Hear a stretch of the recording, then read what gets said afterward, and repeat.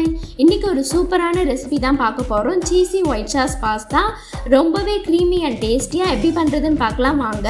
இதுக்கு தண்ணியை நல்லா கொதிக்க விட்டு 2 கப் பாஸ்தா சேர்த்து கூடவே கொஞ்சமாக உப்பு சேர்த்து நல்லா வேக வச்சு வடிகட்டி தனியாக எடுத்து வச்சுக்கோங்க. இப்போ ஒரு பேனில் 1 ஸ்பூன் பட்டர் விட்டு கூடவே கட் பண்ண பூண்டு, கட் பண்ண வெங்காயம், கொஞ்சமாக குடைமிளகாய், வேக வச்ச ஸ்வீட் கார்ன் சேர்த்து நல்லா சாட்டே பண்ணி அதை தனியாக எடுத்து வச்சுக்கோங்க. இப்போ அதே பேனில் 1 ஸ்பூன் பட்டர் விட்டு ஒரு 2 ஸ்பூன் மைதா சேர்த்து நல்லா மிக்ஸ் பண்ணி விட்டுருங்க.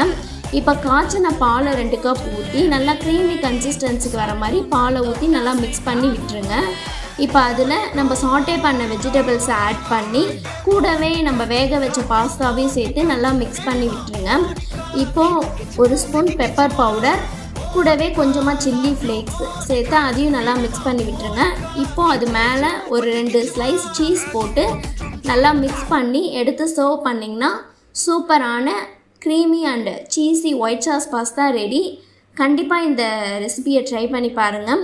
இந்த மாதிரி சூப்பரான ரெசிபிக்கு மறக்காமல் நம்ம சேனலை ஃபாலோ பண்ணிக்கோங்க. பாய்.